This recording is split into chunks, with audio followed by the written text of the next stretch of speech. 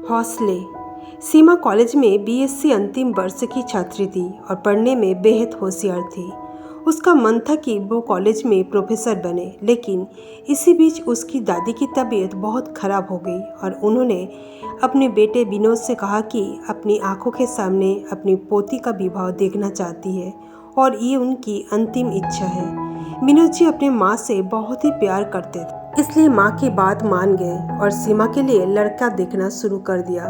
सीमा को जब ये बात पता चली तो उसने शादी करने से साफ इनकार कर दिया, लेकिन पिता का कहा आखिरकार उसे मानना ही पड़ा और जल्द ही उसकी शादी अक्षत से हो गई।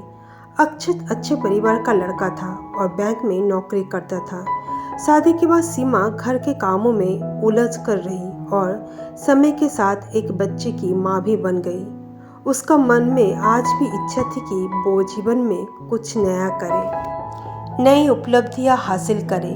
दिल अनेक ख्वाब बुनता, लेकिन अक्षत सभी ख्वाबों पर पानी फेर देता। एक बार फिर से उसने अपनी इच्छा अक्षत के सामने रखी।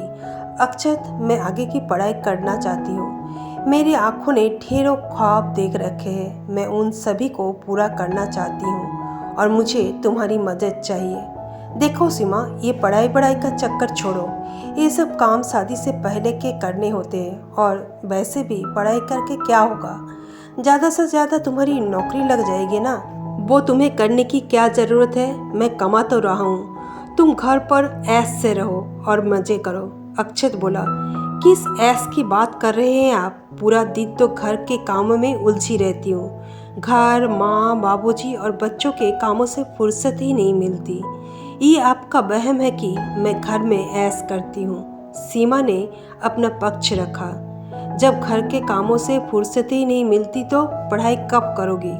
अक्षत बोला, मैं समय निकाल लूँगी और ऐसा वादा करती हूँ कि घर के कामों में कोई रुकावट नहीं आएगी।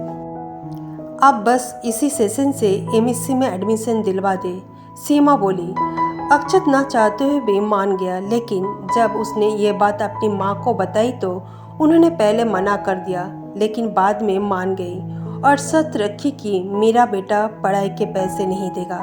पढ़ाई के पैसे बहू के मायके वाले देंगे। सीमा अपने माँ बाप पर बोझा तो नहीं डालना चाहती थी, लेकिन कोई और चारा नहीं था। मजबूरी में पिता से मदद मांगनी पड़ी और उन्होंने मदद की भी।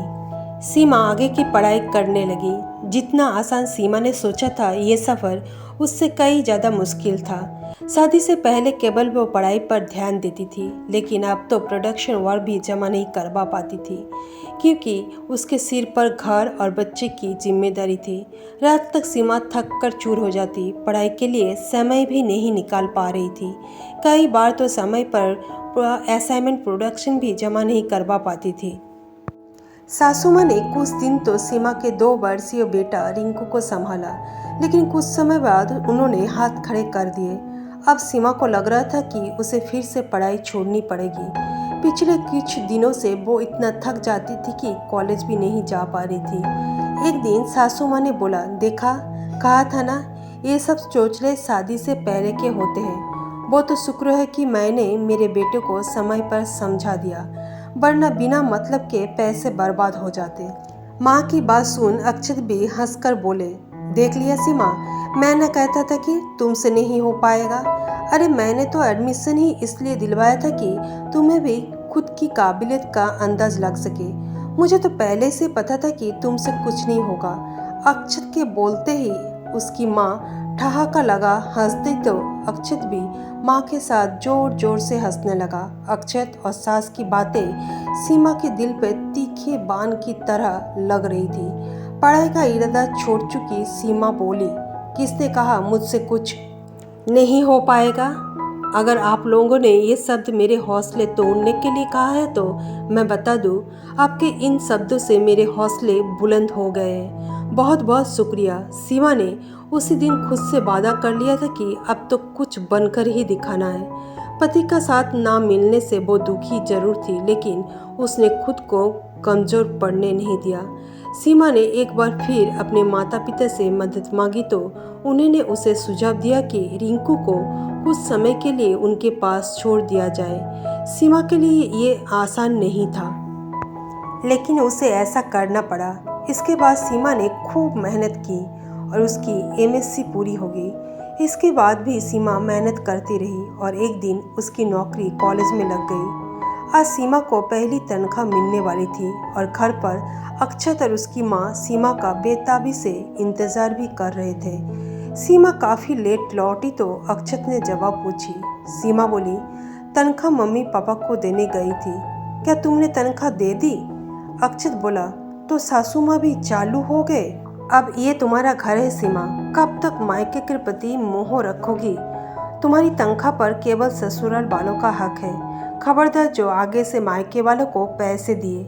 माँ जी, मेरी तनख्वाह पर पहला हक मेरे माता पिता का है, क्योंकि उन्होंने मेरी उस समय मदद की थी जब आपने मुंह फेर लिया था, याद ही होगा ना। फीस के पैसे भी मुझे पिताजी से लेने पड़े थे और आपने तो रिंकू को भी रखने से मना कर दिया था और जानबूझकर या अनजाने में आप लोगों ने मेरे सामने ऐसी परिस्थिति कई होकर मैंने पढ़ाई छोड़ने का फैसला लिया था, लेकिन मेरे माता पिता मेरी हिम्मत बन मेरे पीछे खड़े रहे। और हाँ, मैं तनख्वाह तो देने गई थी लेकिन उन्होंने ली नहीं। लेकिन इस बहाने आपकी घटिया सोच मेरे सामने आ गई। जैसी आप लोगों की हरकतें हैं उस हिसाब से तो मुझे ये घर छोड़ देना चाहिए, लेकिन मैं रिंकू को पिता और दादी के प्यार से महरूम नहीं रखना चाहती थी, इसलिए यहाँ रुकी हूँ। अभी भी अपना व्यवहार सुधार ले, वरना मैं घर छोड़कर चली जाऊंगी। सीमा की बातों ने अक्षत को आईना दिखा दिया और उसे अपनी गलती का एहसास हो गया। उसने आगे बढ़कर सीमा से माफ़ी मांग ली। सासू माँ भी तलाक की बात सुनकर डर गई। बहू के साथ किए व्यवहार का उनका पछतावा तो नहीं था, लेकिन बहू चल गई तो जग घसाई होगी, इस बात का उन्हें ज़्यादा चिंता था।